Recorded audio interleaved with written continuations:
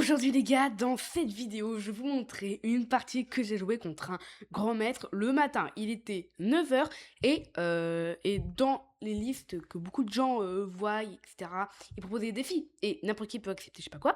Et là, je vois un grand maître qui propose du 2 minutes plus 1 seconde. Et je me dis, bah, tant mieux, je peux accepter parce que au pire, si je perds, de une, je prends de l'expérience, enfin de l'expérience en bullet, on va dire, donc c'est pas. Mais de deux, je perds pas de points. Parce que Grand Metz, c'est tellement haut que les gars, il a 2853 Hello. Alors, c'est du bullet, mais c'est pas du 1 minute. C'est pas du 10 secondes. C'est de 2 minutes plus 1, encore une fois. Donc, c'est proche du blitz. Très, très, très proche du blitz. Donc, j'aurais même peut-être pas dit que ça, que c'est du bullet. Parce que vraiment, là, on jouait vraiment pas à une vitesse exceptionnelle. Ici, Révisor. Je jouais contre Révisor, qui est top 300 mondial. Et il était ancien 100 mondial. En feed, pas sur Chesscom. Sur Chesscom, il doit être. On peut me vérifier, hein. En bullet. Ah, peut-être. En bullet, il est pas ouf, mais regardez, il a 2000. Ah non. 2914 en blitz. C'est énorme.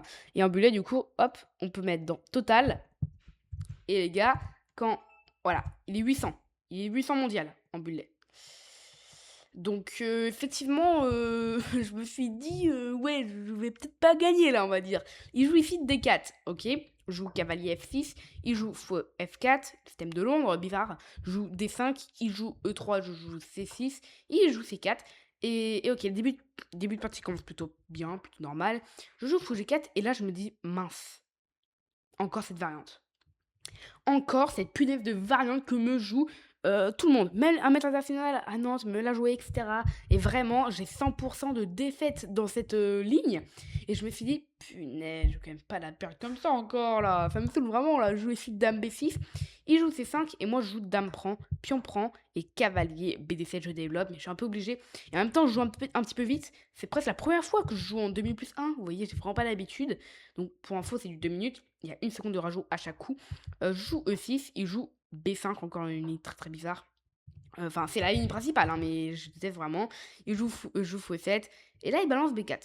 Normalement ici, c'est pion prend, et fou là, pour mettre le fou, vous voyez, taper la tour et le pion, impossible à défendre. Et donc là je me dis, ok, B4, il veut pas le faire maintenant. Bon, j'en profiter, hop, je rock, direct. Direct, parce que sinon, bon, après ça fait rien, mais là, au prochain coup, s'il fait rien au prochain coup, j'ai peut-être par contre pion prend, fou prend et A6. Et en fait, il sera obligé de bouger le fou, sinon il perd sa tour. Alors que si j'aurais pas fait T-Rock, la tour protégera pas la tour, vous voyez. Donc là, je me suis dit, ok, c'est bon, je suis bien là. Faites que tu ne fasses rien. Il joue KC3. Et là, je me dis, ouais. Si je fais pion prend, il a. Oula, pion prend, il a cavalier prend. Cavalier C7 au prochain coup. Et là, le cavalier, il est monstrueux, il attaque la tour. Après, le pion, il va partir au prochain coup. Donc, je me suis dit, oh là là là, c'est très très dur. Donc, moi, je joue cavalier E4. Parce que ce cavalier est tellement embêtant que je veux l'éliminer. Il joue K prend, je joue D prend. Sauf que là, il joue B prend. Donc, ok, je reprends. Et là, fou A6. Et là, je me dis, c'est pas possible. Il le joue maintenant. Et donc là, il menace clairement fou B7. Et j'ai aucune option finalement pour gagner, pour ne pas perdre ce pion en fait. Donc, moi, je joue E5 en me disant, bon, je vais sacrifier un pion. Comme ça, si je joue fou là, bah là maintenant j'ai tour B8 et le fou contrôle plus la case B8, vous voyez. Donc là, lui, il fait pion prend. Moi je joue tour B8 et je me dis, bon, allez, tour B8, j'attaque le pion, on va faire ça comme ça. Sauf que lui, il joue E6. Forcément, moi j'avais pas du tout calculé ces lignes-là. Tour B8, je l'ai joué en 1 seconde parce que je suis très stressée. Parce que c'est un grand maître de 1 et de 2, c'est du bullet. Donc faut jouer à une vitesse impressionnante. Enfin, impressionnante, faut jouer plutôt vite. Et du coup, E6, je me suis dit, oh là là là, c'est mal barré. Donc là, je calcule un petit peu et je me dis, bon, allez. Donc j'y suis, je joue F6, fou F7. Fou F6, pardon. Et donc mon idée avec fou F6, c'est d'attaquer la tour. Et je me dis, quand il va bouger sa tour, finalement, je vais sans doute jouer là. Ah, c'est ça mon plan. Cavalier E5, je coupe et en même temps, je perds pas mon cavalier. C'était ça mon plan. Sauf qu'ici, lui, il joue E, prend D7. Brillant. Donc moi je me dis, bon bah ok, il fait cette ligne-là, je prends, il prend, je prends, il joue fou C8. Et fou C8, je me dis, bon bah je suis obligé de reculer pour protéger la case. Et là il joue D8 est égal dame. Et là je me dis, Ah là là, c'est trop fort. C'est trop fort, c'est un niveau qu'on peut même... Et je suis sûr qu'il a calculé depuis... Je suis sûr, il a joué ça à tempo. Hein. Il a calculé depuis ça. Alors là, pour moi, avec les blancs ici, le temps que je me dise, allez, pion prend, fou prend, tour prend, ça, fou là, et là, dame, fou prend, et bam. Et bah, je peux vous dire que j'ai le temps de me faire mater. Parce que là, vraiment, c'est quand même impressionnant sa vitesse. Donc, dame, je prends, il prend mon fou, du coup, finalement, et donc je me retrouve avec une pièce nette de moins. Pourtant, la barre ici affiche égalité. 0,6 plus ou moins, on va dire. Et là, je me dis, bon, dans ces positions, je suis un peu obligé de prendre. Donc, je joue ici, tour, prend B4. Je prends le pion, finalement, il a qu'un plus 2. Et là, je me dis, bon, si il fait roi là, je fais tour là échec, et je peux gagner le pion. Donc, finalement, je me dis, bah, le roi, il peut pas aller autre part. Il peut pas venir là, il peut pas venir là, il peut pas bouger, en fait. Donc là, à part cavalier là, je voyais rien. Sauf que je me... Ah, faut que j'arrête de dire je me dis. Hein. Sauf que cavalier E2, j'anticipais tour B1, roi là, et tour prend tour. Pas mal. Il joue, lui, cavalier H3. Je calcule. Une seconde. Pas besoin de plus pour me dire que il y a tour B1 échec. Et sur fou D1, fou A5 échec. Roi E2, tour B2 échec. Le roi revient en F1 obligatoire. Et tour B1. Et tour B1, les gars, je cloue son fou. Il n'y a aucune solution pour lui de protéger ce fou à part roi E2.